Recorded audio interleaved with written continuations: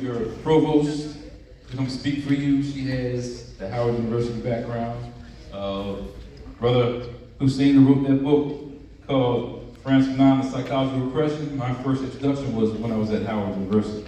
Dr. Hope Hill, in a class called psychopathology, used that one and it's changed my mind about the whole issue of studying the mind. And so I know we're at FAMU, we've got a lot of HU connections going on. HU?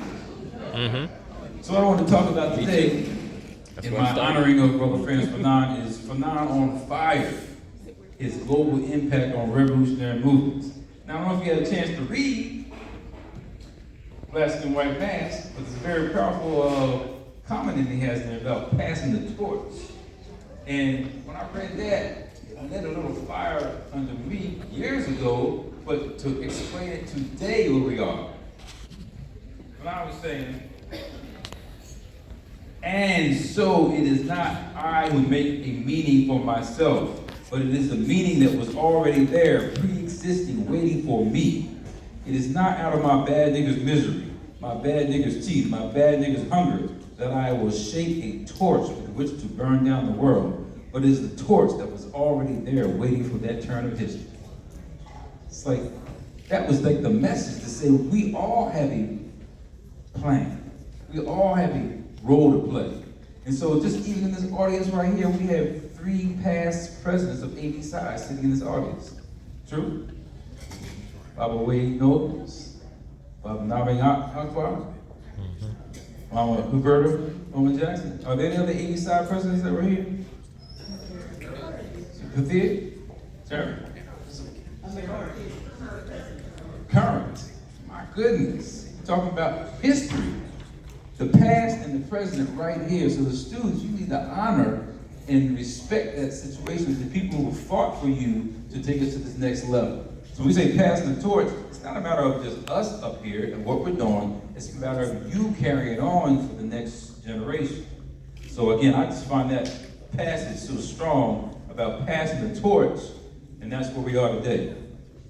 I spent some time in Brazil, did a Fulbright fellowship there, and happened to walk through the bookstore and I saw their version of Black Skin, White Mass. So Baba Wade already laid it out for you. There's a lot of parallels of what we'll discuss briefly here, but this is a jive caricature of black people on the front of a book, like the mammy images, the black face, the big red lips and the big teeth, and that's not what Frantz Fanon was writing about. So this is a Portuguese version of Black Skin, White Mass, and we know that in Portuguese or in Brazil, their whole perception of black people is a little disoriented. Don't respect us as much as they should. And they may not have as much going on from a revolutionary perspective, but they do have something called blackitude there in Brazil. So as I lay out what we're going to do today, for those that are getting your CU units, the learning outcomes, gotta keep it real for what we need to do for psychology. Understand the process of opening the mind for a new consciousness. Interpret Fanon for contemporary times. And describe the impact of Fanon on revolutionary movements. So he had an impact on multiple people, multiple movements, and multiple agendas that are going on actually right now when you think about life. So it's not like he came up by himself and got all these ideas. It was a prelude of information. And there in the French movement, we call it the Negritude movement. Over in Brazil, they call it the Blackitude movement. We have black consciousness going on here in the United States, and I believe we still got black consciousness. I mean, you see so much going on in the media and the culture where our minds have been extracted, we really don't know who we are. When we think about the French side of things, as Brother Wade said, the Renaissance movement, there was some parallels going on during that time period. But Leopold Senghor from Senegal and Amy Sassar from Martinique, same place where Frantz Fanon's from, were kind of like the fathers of this so-called Negritude movement. And Brother Wade already talked about the sisters who, made the connections across continents.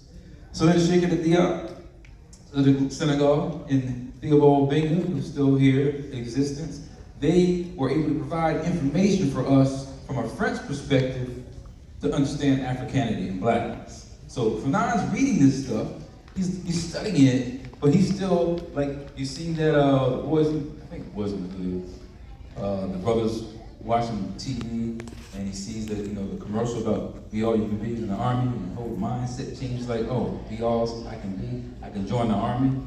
So it's like the same kind of mentality that Fanon had as a French, as a Martinique, from Martinique, but French speaking, he was ready to fight for the French. But when he got there, he saw that the Arab didn't like the Jew didn't like the white didn't like the black. He said, what is going on with this? He actually got hurt, disabled, therefore didn't continue on, but that environment gave him a chance to think about things. So Frantz Fanon had Amy Sassari as like a teacher there in Martinique, and had somebody influencing him, just like you have your professors here at FAMU influencing you on what your thinking should be. You heard Dr. Robinson, and much respect to you now for leading the Department of Psychology. I know it's a lot to be a chair, and I wish you luck. In that capacity, you are providing the strength and the knowledge base for the younger generation to carry something on, because you've got something from the others that were here before you, like Dr. Javon Bell, people I've read about, talked about Mellon in the past. And so all these connections, they go hand in hand, but if you don't know the names, many of the people I'm going to mention today, you don't know the names. Why? Because they're deceased. So in your notes, write down the names of the people so that you can kind of make notes for yourself and make connections. So for Fanon, I already talked about it. He's a revolutionary psychiatrist. Talked about his time frame, his lived 1925, 1961. Again, died too young, 36.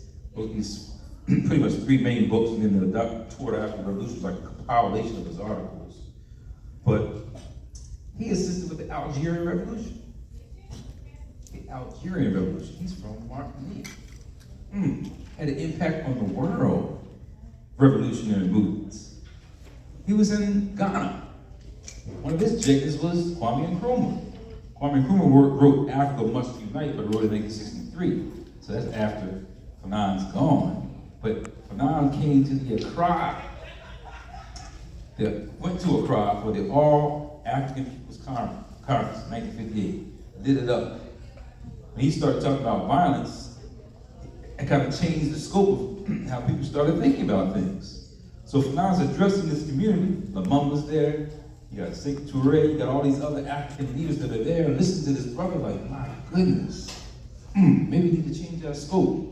So when you think about powerful passages in the corridors of our mind, what I'm saying here, listen to some of these quotes that Fanon had made throughout his writings. But I'm just saying, look at when Brother Jomo played the video and showed things about colonized mind. Fanon says, the black man wants to be white. The white man slaves to reach a human level. Repeat that again. The black man wants to be white. You know the mindset. We're going through school. We all grown up thinking that Christopher Columbus and George Washington. So our mindset's being colonized.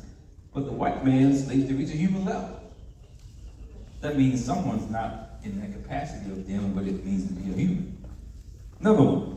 Without a Negro past, without a Negro future, it is impossible for me to live my Negrohood. Not yet white, no longer wholly black. I was damned. That's what Noble said about it's not the wretched, it's the damned. And so, as he's saying that, you think about that Du Bois' double consciousness. You see the parallels. I presented in England talking about that, asking about that, raising those questions. How much did Fanon influence Du Bois influence Fanon? This intergenerational kind of connections. Another one, a feeling of inferiority. He's asking that question. A feeling of inferiority? No, a feeling of non-existence. Sin is Negro as virtue is white. All those white men in the group, guns in their hands, cannot be wrong. I am guilty. I do not know what, but I know that I am no good. You understand what's going on with the brothers in the streets? Davis Wilson talks about black on black violence. The psychodynamics of black self-annihilation in service of white domination. Doing stuff you don't even know what you're doing. We see the commercials, we see all these constant news stories about black people getting police brutalized and getting beat down, and some people's mindset, well, he must have did something. He deserved it. So that mindset is stuck in certain people's aura, and it's a problem. Listen to this.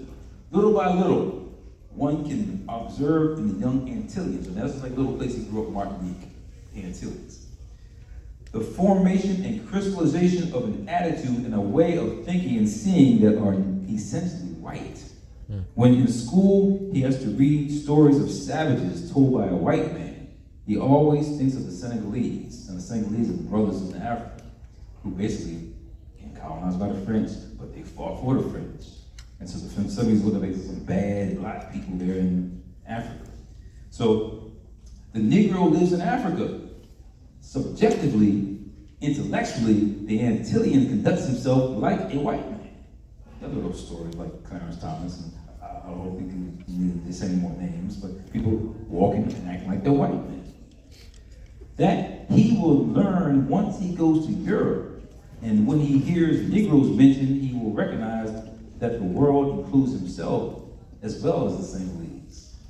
So basically, once you step out of your little teeny world and you go out there and you get smacked. Y'all remember that story when Henry Louis Gates went to go to his house? Crawling through the front door of his house. Yep. And white people wanted to arrest him going to his house. And now he has this epiphany that, because black people do have problems. The black man wants to be like the white man. For the black man, there is only one destiny, and it is white. Long ago, the black man admitted the unarguable superiority of the white man, and all his efforts are aimed at achieving a white existence. So all we're saying is looking at the psychoanalysis of Fanon, digging deep into our consciousness. Black skin, white man. Some people can't get the concept means. I showed you that book in Portuguese. They got it all really messed up about what that really means. There is no white world. There is no white ethic any more than there is white intelligence. There are in every part of the world men who search. I'm not a prisoner of history. That's why he was kind of not really digging the Amy Cesar work and the negritude. He's like, I'm not dealing with that history. I'm talking about now. I should not seek therefore the meaning of my destiny. The body of history does not determine a single one of my actions. I am my own foundation. So the students today, you got to set the tone today for what you're going to do. You here. That's important. You're not out there in the street hanging out. No, you are here trying to raise your consciousness. Last two. The disaster, these again passages in the corridors of our mind. Let these things settle. I'm mentioning it right here, but you go to the books yourself and read them. The disaster of the man of color lies in the fact that he was enslaved.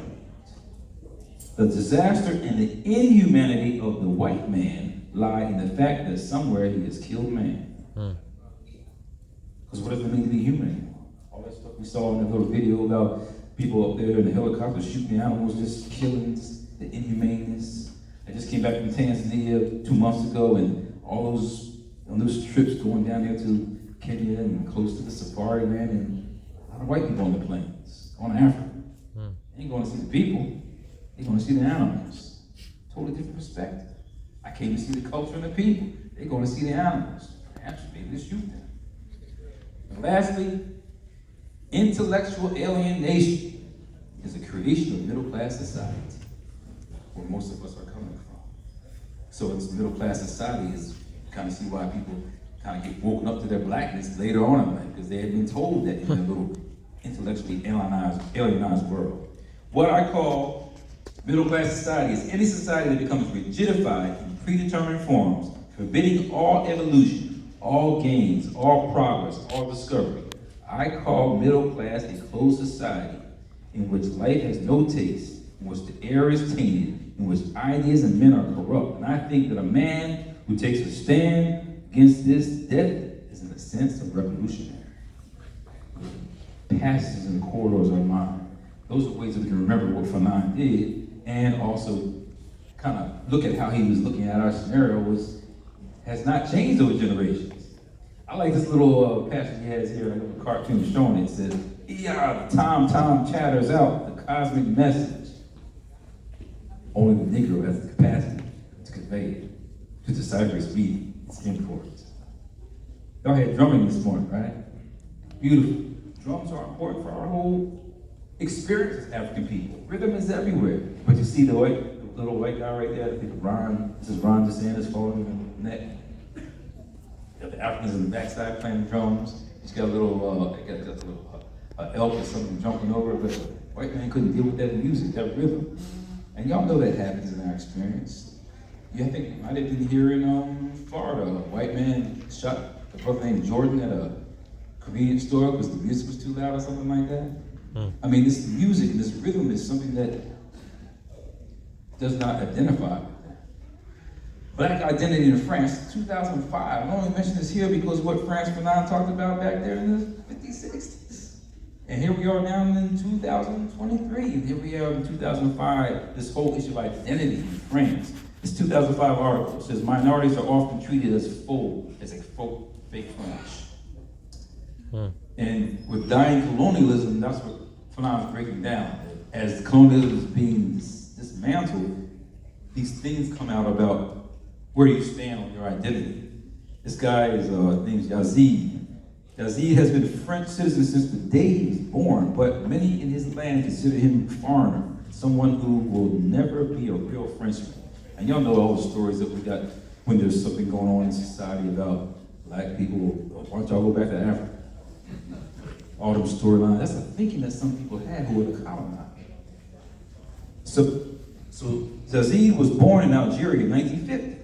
When Algeria was part of France. His family moved to European France in 1952, and he grew up in Lille in Paris.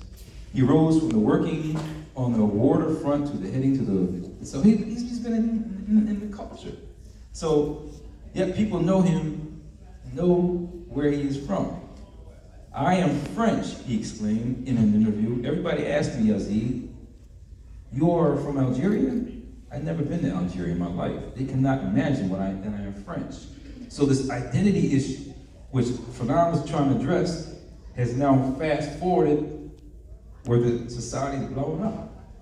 So these brothers, sisters too, who feel like they're not part of the society, they lit France on fire. Because they don't have jobs, they're being persecuted in the street. The same storyline we have here in America. So there's no need to go all through that, but you have the stories of what happened to those people in 2005. So now I'm just trying to explain to you this generational connect that these same things are still going on. If you did not know, there's a movie called The Battle for Algiers. You ever seen that? 1966. It set the tone for the European to get on out of Algeria, out of Africa. You know, the women would have their jobs on and they go to the cafes and put down a little bag and mid-leave, bomb blow up. Scared the heck out of white people. They said, we can't deal with this. They tried to fight and keep Algeria as their little backyard from France, but it didn't work out. So the Battle for Algiers really set the tone for what we're seeing today in contemporary times. The psychology of oppression. Wuhan, pleasure to have him here. Got my book signed today. Old school book, like Lou Arthur, he's still around. And that's the thing, to honor the people who are still here. All those past presidents I just said, still here. Brother Wuhan, Brother King, still here. I got my article I had. The article says, Frantz Fanon, a biographical book. The man, the mind, the message. I had Brother King sign my article. So have it documented. You know how many people you don't know because you never heard of them? We need to restore those names. We need to let people know who they are. So I appreciate Wuhan for writing that book. Again, I told you I had that class called Psychopathology. The professor used that for class. Changed my scope on how I was thinking about the mind. Sister Arianette White, she's no longer here with us. Interestingly, I went to South Africa and she was studying the black women who were the freedom fighters for the struggle. You don't hear about black women fighting. You saw that little video earlier concerning violence that Brother Jomo showed us. Sisters, look, they taking them arms too. Heard of Yah Santiwa, and we know about Harriet Tubman. I'm driving here last night with GPS, all them back roads. How the heck did Harriet Tubman do this? Get from place A to B and C, and then take people back and forth. Now I'm on the GPS driving 84, so don't take 22, but these back roads far. So the people have fought before us. So Arianette White, I honor her, and as a AB side member, she died, she was born in 1961, the same year that Fanon was assassinated. I was going to say assassinated. We can talk about that. But Just in terms of those who have come before us, she's no longer here, but she came down to Morehouse College and gave a presentation on the psychology of oppression, talking about Fanon. And I'm just starting out as a professor there at Morehouse College. I'm like, well, she can come here to do this. I know I can create something and keep on talking about it. So Fanon's in my class every semester. So again, we asked that question about W.B. Du Bois and Fanon, about the connection. Who got what from who, how did they share information. But right now, we're actually the 120th anniversary of the Souls of Black Folk. That's history. And we talk about that history, or when we talk about it, if we know the names of the people. We talk about these things in the past. Robert Guthrie, black psychologist, wrote, even the rap was right. A historic view of psychology. So if you have not heard of that before, very, very good for you psychology students to get. If you haven't heard of a Brazilian writer named Paulo Freire, wrote a book called Pedagogy of the Oppressed. There's one little piece here I want to mention as I conclude. He talks about how the oppressed are being taught by the colonizer, but listen to this passage. Any situation in which A objectively exploits B or hinders his pursuit of self-affirmation as a responsible person is one of oppression. Such a situation in itself constitutes violence. With the establishment of a relationship of oppression, violence has already begun. Never in history has violence been initiated by the oppressed. How could they be the initiators if they themselves are the result of violence? How could they be the sponsors of something whose objective inauguration called forth their existence as oppressed? There would be no oppressed had there been no prior situation of violence to establish their subjugation. So when we start talking about people fighting back, oh, they're violent, no, that's called self-defense. It should be the first law of preservation, right? Self-defense. So Paulo Freire, from the Portuguese side, the Brazilian culture, sharing the same information. If you haven't heard of Walter Rodney, I think his name was mentioned earlier, Europe, Undeveloped Africa. Vincent Harding did the introduction to the original version, and it was a pleasure to be with Pat Rodney last week. She's now supporting more books, or supporting the books that he's written, and beyond this one, he's also written several other documents, but she runs the Walter Rodney Foundation.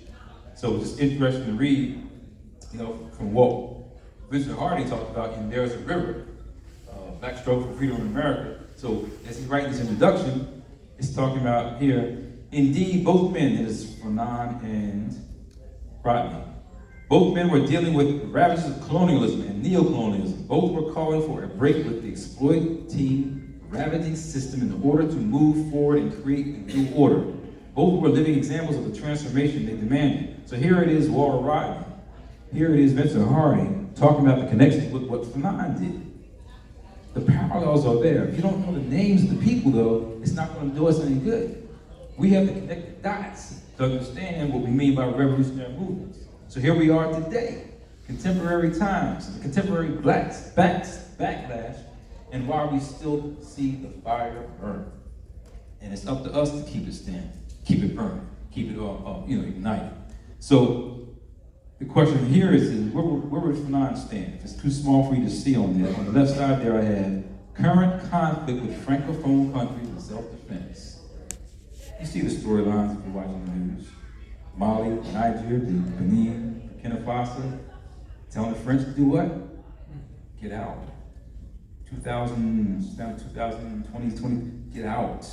Ivory Coast, Cool. You saw that brother Ibrahim Traore from Burkina Faso, strongly representing, saying this is what we're going to do, this is where we stand, cutting the puppet strings.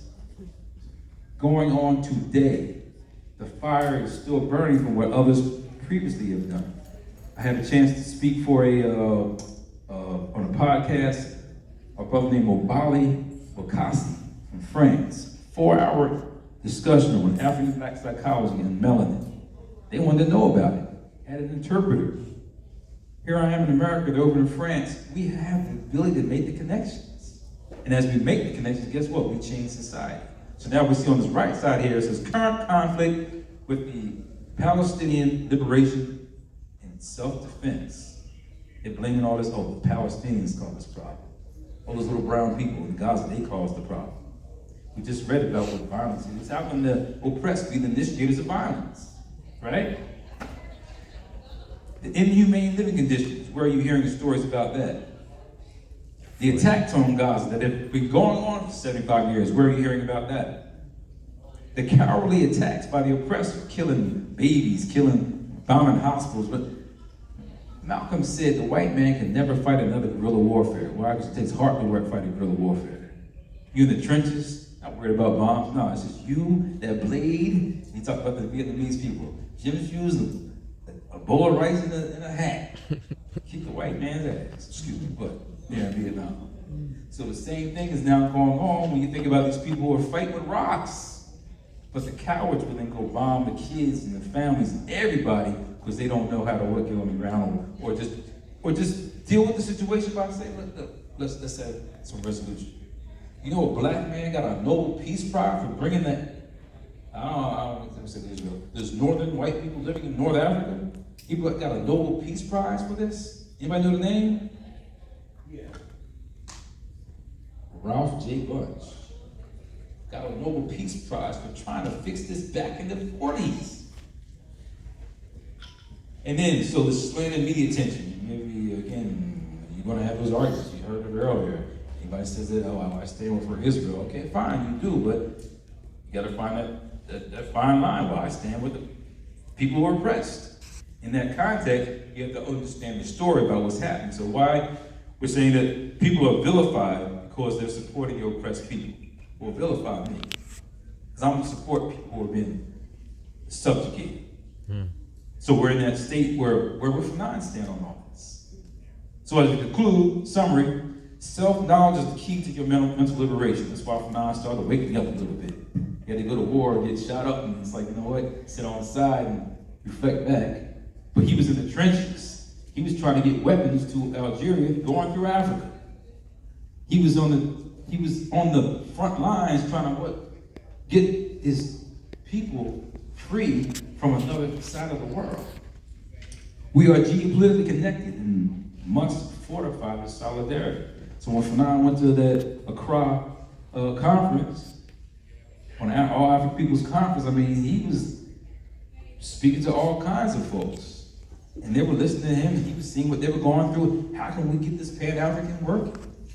So he was on the front lines of doing that. So how do we keep the torch burning and do not let the flame get extinguished? Well, FAMU's doing it right now by having conferences like this. The question is about who to do next. Well, it doesn't matter because we're going to keep doing it, right? So as we keep doing it, we keep the fire burning. So for you youth, Fanon's just an example. I believe in him. I like him because I like the way that he forcefully fought for our mental liberation. We have current Jegna still alive, and it's a powerful experience to have him here. Well, Fanon's gone, but we can still follow those that are still alive. So travel, read, activate your mind, investigate alternative worldviews, look in the mirror and stop waiting for others to change. That's how you make your own trail. As you make your own trail, guess what? You create that, you carry that torch to pass it on to your next generation. With your children, how are you going to tell your child to read if you're not reading?